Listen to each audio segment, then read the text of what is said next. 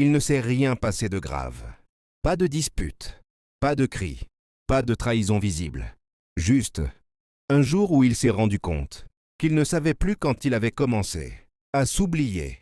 Au début, il faisait attention à ses mots, à ses réactions, à ce qui pouvait lui déplaire. Il appelait ça aimer. Puis il a commencé à changer, un peu sans s'en rendre compte. Il évitait certains sujets. Il retenait certaines émotions. Il faisait semblant d'aller bien, pour ne pas créer de problème, pour ne pas la perdre.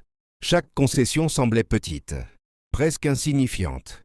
Mais mises bout à bout, elles ont fini par former quelqu'un qu'il ne reconnaissait plus. Un soir, il s'est regardé dans le miroir. Il a souri, un sourire automatique. Et il s'est demandé à quand remontait la dernière fois où il avait été vraiment lui-même. Il l'aimait, vraiment. Mais plus il l'aimait, moins il existait. Il ne savait plus dire non. Il ne savait plus demander.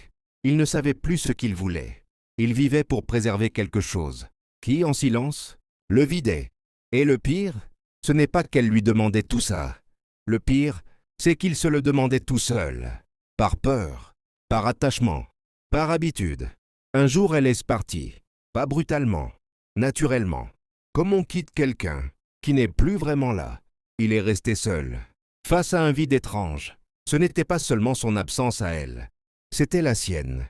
Il a compris trop tard qu'aimer ne devrait jamais coûter sa propre existence. Certaines histoires ressemblent à ce que racontent certains livres audio. Des histoires qui aident à comprendre pourquoi on se perd par amour et comment commencer à se retrouver. Parfois, aimer nous éloigne de nous-mêmes. Certains livres audio aident à comprendre pourquoi on se perd par amour et comment commencer à se retrouver. J'en ai mis un en description.